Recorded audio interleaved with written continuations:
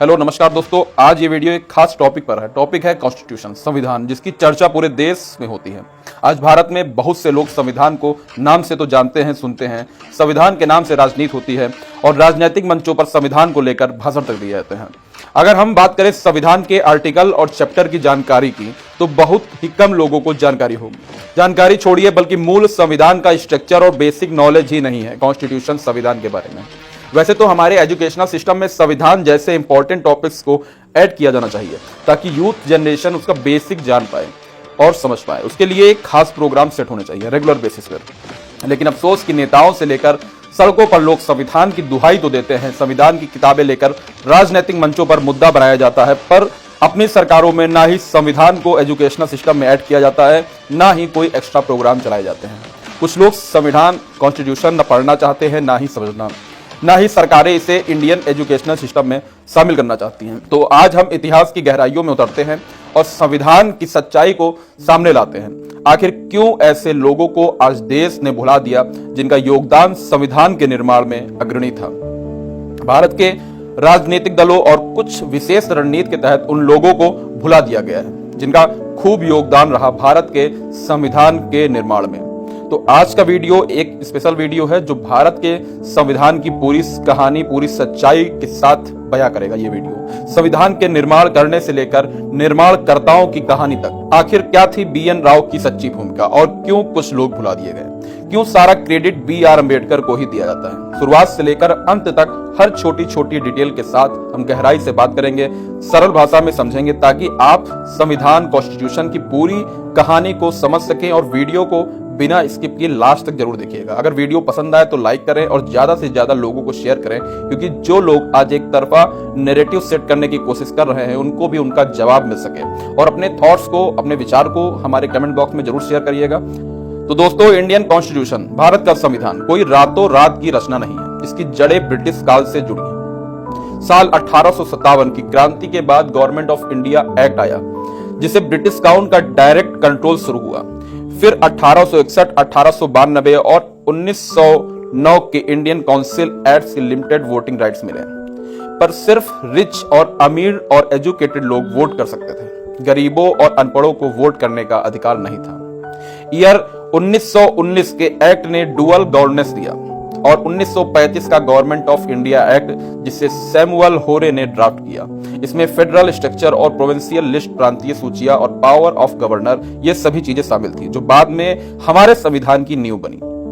साल 1928 में all parties conference ने मोतीलाल नेहरू की अध्यक्षता में नेहरू रिपोर्ट आई, जो भारत के लिए पहला ड्राफ्ट संविधान था। इसमें वयस्क मताधिकार और मौलिक अधिकारों की बात थी। VK कृष्ण मेनन ने कॉन्स्टिट्यूएंट असेंबली का आइडिया दिया था और 1936 में जवाहरलाल नेहरू ने इसे कांग्रेस का ऑफिशियल डिमांड बनाया गया।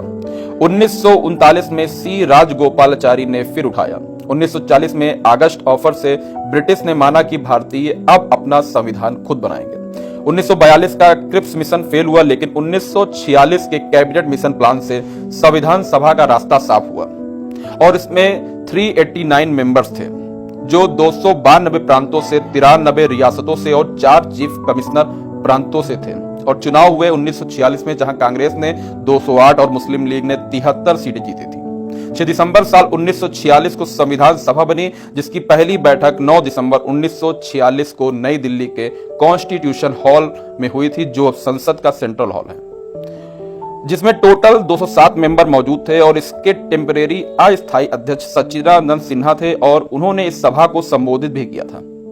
11 दिसंबर साल 1946 को doctor Rajendra Prasad permanent president यानी स्थायी अध्यक्ष बने, संविधान सभा के स्थायी अध्यक्ष बने। BN राव कॉन्स्टिट्यूशनल एडवाइजर, संवैधानिक सलाहकार बने और नेहरू ने ऑब्जेक्टिव रेजोल्यूशन पेश किया, जो बाद में प्रियम्बल यानी प्रस्तावना बना। इसे 22 जनवरी 1947 को अपनाया गया। 1947 में जब पार्टीशन हुआ, भारत का विभाजन हुआ, तो उसके बाद सदस्य घटकर 299 रह गए।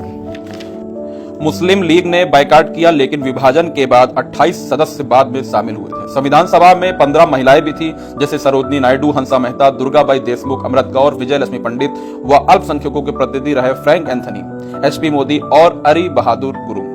कॉन्स्टिट्यूशन असेंबली यानी संविधान सभा ने 2 साल 11 महीने और 18 दिनों तक काम किया और लगभग 64 लाख रुपए का खर्च हुआ। संविधान बनाने में सदस्यों में कांग्रेस के लोग, कम्युनिस्ट, हिंदू महासभा और अन्य लोग शामिल थे। संविधान बनाने के लिए कई कमेटीज भी बनी थी, जिसमें ड्राफ्टिंग कमेटी सबसे इंपॉर्टेंट थी और doctor B.R. Ambedkar drafting committee के अध्यक्ष थे। और उस कमेटी में टोटल 7 मेंबर्स थे, जिसमें N. गोपाल स्वामी अयंगार, अल्लादी कृष्ण स्वामी अय्यर, K.M. मुंशी, मोहम्मद सादुल्ला, B.L. मित्तर जो बाद में N. माधव राव द्वारा प्रतिस्थापित और D.P. खेतान जो बाद में T.T. कृष्णमाचारी द्वारा प्रतिस्थापित किए गए। सर बेनेगल नरसिंह राव, जिन्हें हम B.N. राव के नाम से जानते हैं, इन्होंने फरवरी 1948 में कॉन्स्टिट्यूशन का फर्स्ट रफ ड्राफ्ट तैयार कर लिया था, यानी संविधान का ब्लूप्रिंट, जिसके बाद मूल संविधान बन पाया।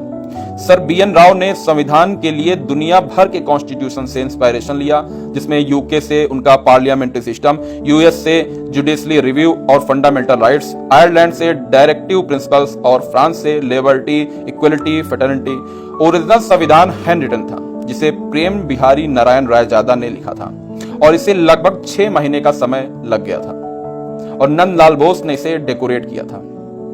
जिस संविधान का श्रेय विशेष रूप से एक व्यक्ति को दिया जाता है, वास्तविक में ऐसा नहीं है। भारत का संविधान, जो दुनिया का सबसे बड़ा संविधान है, उसे तैयार करने में किसी एक व्यक्ति का योगदान नहीं था, बल्कि कई लोगों के सालों की मेहनत लगी हुई थी। ऐसे ऐसे नाम हैं जिन्हें लोग जानते तक नहीं है, जैसे शांति निकेतन के कलाकार बेहोर राम मनोहर सिन्हा और नंदलाल बोस ने इसे सजाया था। 284 सदस्यों ने साइन किए और सर्वे ऑफ इंडिया देहरादून की प्रेस में फोटो लिथोग्राफ किया गया। 26 नवंबर 1949 को इसे अपनाया, जिसे हम राष्ट्रीय विधि दिवस या संविधान दिवस के रूप में जानते हैं। बाद में 24 जनवरी 1950 को अंतिम बैठक होती है और 26 जनवरी 1950 से पूरी तरह से देश में संविधान लागू हो जाता है। संविधान को बनाने में जिन लोगों ने अपनी महत्वपूर्ण भूमिका निभाई, हमें उन लोगों को भी नहीं भूलना चाहिए। जब संविधान की बात आती है तो हम सिर्फ बाबा साहब B.R. अम्बेडकर को ही सारा क्रेडिट दे देते हैं। यह सही भी है कि B.R. अम्बेडकर का संविधान निर्माण में एक बहुत ही अतुलनीय योगदान रहा है, लेकिन यह भी सच है कि संविधान निर्माण में वो अकेले ही नहीं थे, बल्कि सैकड़ों लोगों का योगदान था। पर अन्य लोगों का योगदान नहीं भूलना चाहिए, जो लोग आज भुला दिए गए हैं। जिन जिन लोगों ने अपना योगदान दिया, पर आज न उन सभी को याद किया जाता है और न उनका नाम लिया जाता है, जो कि बहुत ही दुर्भाग्यपूर्ण है। तो शॉर्ट में इस वीडियो में हम आपको बताएंगे कि कौन कौन लोग थे जिन्होंने संविधान निर्माण में अपना अमूल्य योगदान दिया और उनका नाम भी जानेंगे। अब बात करेंगे उन हीरोज की, उन नामों की जिन्होंने भारत देश के संविधान के निर्माण में अपनी महत्वपूर्ण भूमिका को निभाया, जिसमें आज के वर्तमान समय में सारा क्रेडिट B.R. अम्बेडकर को दिया जाता है, जिन्हें संविधान का मुख्य वास्तुकार भी कहा जाता है, और ये कुछ हद तक सही भी है।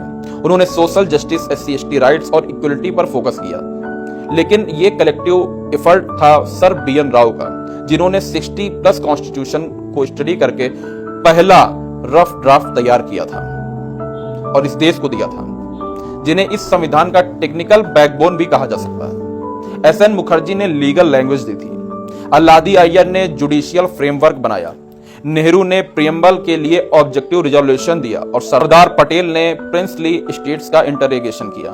हंसा मेहता ने जेंडर इक्वलिटी और मौलाना आजाद ने एजुकेशनल और सेकुलरिज्म पर काम किया। लेकिन सवाल यह है कि हम सिर्फ अंबेडकर जी को ही क्यों सारा क्रेडिट देते हैं? क्यों सर B.N. राव और अन्य बाकी कंट्रीब्यूटर्स को भुला दिया गया? क्या ये एक सिलेक्टिव हिस्ट्री है, एक अलग माइंडसेट के साथ तैयार की गई है? जैसे B.R. अम्बेडकर जी का दलित मूवमेंट से कनेक्शन उन्हें सिंबॉलिक हीरोज बनाता है, बट B.N. राव जैसे ब्यूरोक्रेट्स का टेक्निकल काम हाईलाइट क्यों नहीं होता है? और ऐसे कई नाम हैं जिनका अमूल्य योगदान रहा है संविधान के निर्माण में, पर वो आज या तो भुला दिए गए हैं या तो उनका इतिहास के पन्नों से नाम गायब कर दिया गया। अब इन सभी के योगदानों को देखते हुए क्या B.R. अम्बेडकर साहब को मुख्य निर्माता कहना सही है? क्या B.N. राव का योगदान कम था या अन्य सदस्यों का जिनका नाम तक आज लोग नहीं जानते हैं? Doctor B.R. अम्बेडकर को भारत के संविधान का मुख्य वास्तुकार कहना सही हो सकता है। उनकी भूमिका सबसे केंद्रीय और निर्णायक भी हो सकती है। ड्राफ्टिंग कमेटी के अध्यक्ष के रूप में उन्होंने हर अनुच्छेद की बारीकी से जांच की, सामाजिक न्याय को मजबूत किया, लेकिन संविधान निर्माण एक सामूहिक रचना थी, ना कि एकल। और ना ही B.N. राव साहब का योगदान कम था, बल्कि उन्होंने तो प्रारंभिक ड्राफ्ट को तैयार किया था, जो एक ब्लूप्रिंट था। और ऐसे महान व्यक्तियों की चर्चा आज इस देश में नहीं होती है। अंबेडकर साहब ने राव के ड्राफ्ट को भारतीय समाज की जरूरतों से जोड़ा था। तुलना की जाए तो बी.एन. राव ने तकनीकी नींव रखी और अंबेडकर ने सामाजिक क्रांति की इमारत बनाई। अंबेडकर की दृष्टि व्यक्तिगत अनुभवों से आई, जबकि राव साहब की कानूनी और प्रशासनिक थी। पर भारत और भारत के लोगों से सवाल है, क्यों भारत ने बी.एन. राव साहब और अन्य लोगों को भुला दिया? क्या हमें गलत इतिहास बताया जा रहा है या इतिहास हमसे छुपाया जा रहा है? मेरी राय में आज भारत में डॉक्टर अंबेडकर साहब को संविधान का सारा श्रेय मिलता है, जो सही है। उनकी भूमिका सामाजिक न्याय की थी, जो संविधान को अनोखा भी बनाती है। लेकिन बी.एन. राव, एस.एन. मुखर्जी, अलादी अय्यर जैसे लोगों को भुला दिया गया। इस देश ने उन लोगों का नाम, आज बहुत से लोग हैं जिनको इन लोगों का नाम भी नहीं पता। शिक्षा और मीडिया और स्कूल की किताबों में अंबेडकर साहब का नाम हाईलाइट किया जाता है, पर बी.एन. राव का नाम कहीं गायब है। राजनीतिक पार्टियों से लेकर राजनीतिक मंचों तक भी अंबेडकर साहब को प्रचारित किया जाता है। पर जहां बी.एन. राव ने 3 साल की रिसर्च की और अंबेडकर ने बहस लीड किया इंडियन कॉन्स्टिट्यूशन की, जब बात आती है तो मीडिया, सोशल मीडिया और राजनीतिक मंचों पर सिर्फ एक ही नाम रहता है। मेरी राय से इतिहास चुनिंदा और अधूरा है। बाबा साहब बी.आर. अंबेडकर को श्रेय सही है, लेकिन राव को भुलाना अन्याय होगा, अन्य लोगों को भुलाना अन्याय होगा, क्योंकि संविधान सामूहिक था। अंबेडकर साहब ने खुद बी.एन. राव साहब की तारीफ की थी। हमें तो सभी को क्रेडिट देना चाहिए, पर यहाँ क्रेडिट देना तो दूर, लोग नाम तक नहीं जानते हैं। अगर उस नाम की चर्चा भी कर दो तो एक अलग सा युद्ध खड़ा हो जाता है इस देश में। पर जैसे जैसे ये बहस तेज हो रही है, सच्चाई भी सामने आ रही है। जो लोग बी.एन. राव साहब या अन्य संविधान निर्माण में रहे सदस्यों को नहीं जानते, उनके बारे में नहीं जानते, अब धीरे धीरे उन लोगों के बारे में जान रहे हैं और जानने की कोशिश भी कर रहे हैं। संविधान को जानने की कोशिश कर रहे हैं, जो कि एक बहुत ही अच्छी शुरुआत होगी। तो दोस्तों, भारत का संविधान दुनिया का सबसे लंबा लिखित संविधान है, जो विविधता में एकता का प्रतीक भी है। Doctor Ambedkar, B N. राव, नेहरू, पटेल जैसे अन्य महानुभावों के योगदान से यह संभव हुआ है। ये कॉन्स्टिट्यूशन हमें समानता, न्याय और स्वतंत्रता का अधिकार भी देता है। सच्चा इतिहास सभी को जानना चाहिए, तो ज्यादा से ज्यादा इस वीडियो को शेयर करें, और ताकि लोग जान पाए कि आखिरकार संविधान में किन किन लोगों का योगदान रहा है। और क्या आप जानते थे इस डिटेल्स को? कमेंट में जरूर बताएं आपकी क्या राय है। Thank you so much. जय हिंद, जय संविधान।